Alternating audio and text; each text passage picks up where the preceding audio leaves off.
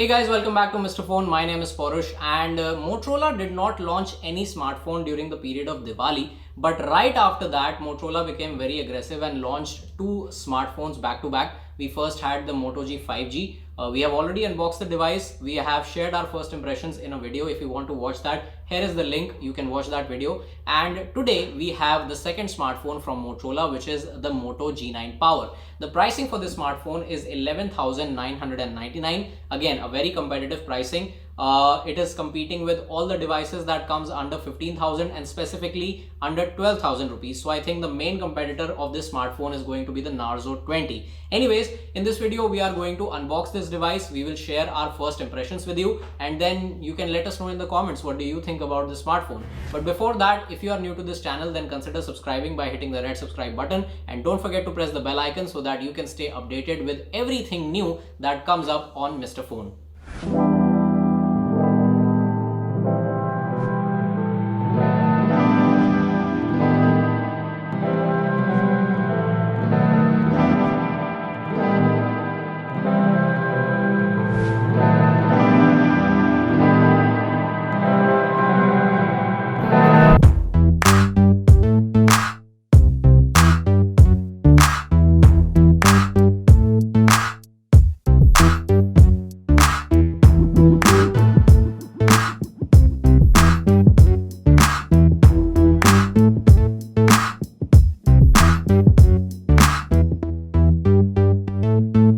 The moment I took it out of the packaging, I was taken aback at the size of this phone. It is a thick boy at 9.6mm and weighs a whopping 221 grams, which probably makes it the heaviest in this category, which is dominated by all the Redmis and Realmes.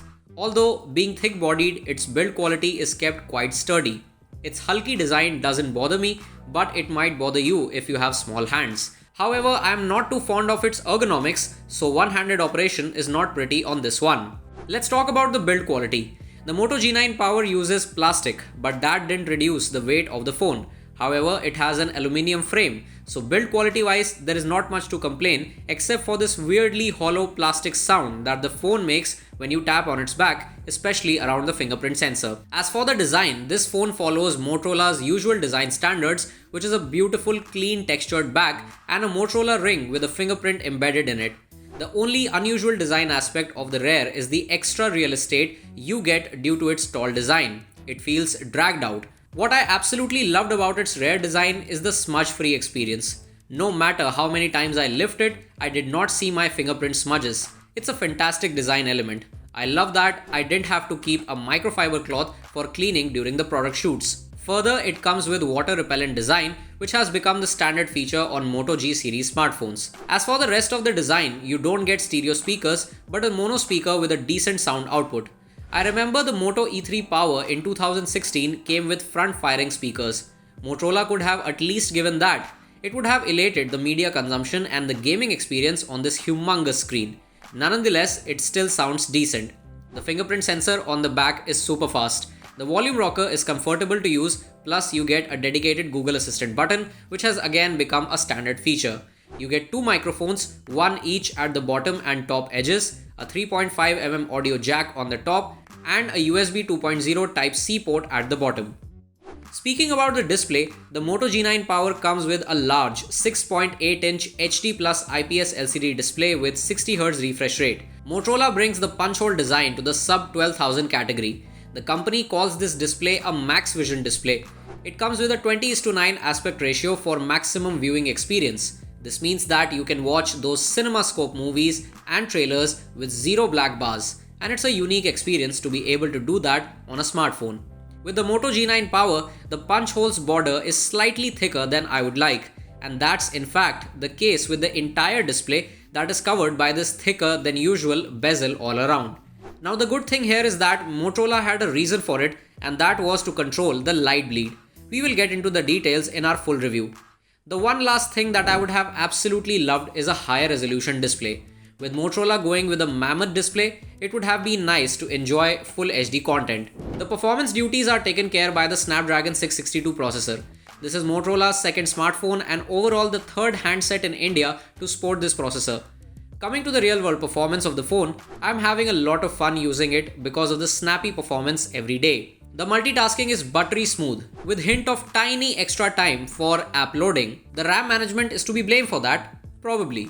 Moto G9 Power comes with stock Android, which is a bare bones operating system that comes with a few useful Moto tricks like the special gesture navigation, Moto Actions, and an unchanged Moto Ambient display.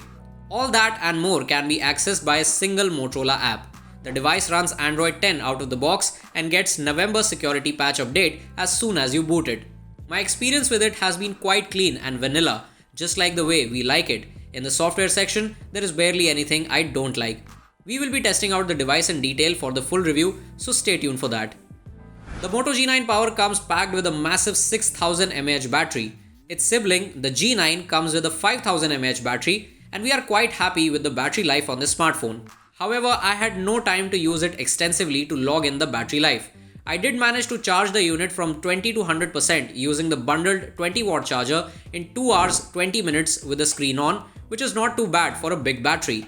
Hope it can last for 2 days of usage on a single charge though. The Moto G9 Power has a 16 megapixel selfie camera placed carefully inside a machine cut hole inside the display. The back camera housing boasts a triple lens setup where the primary sensor is a 64 megapixel unit with f1.7 aperture, a 2 megapixel depth sensor for portrait shots, and a 2 megapixel macro lens for close-up shots. Motorola has always been better at final produce compared to what you see in the viewfinder.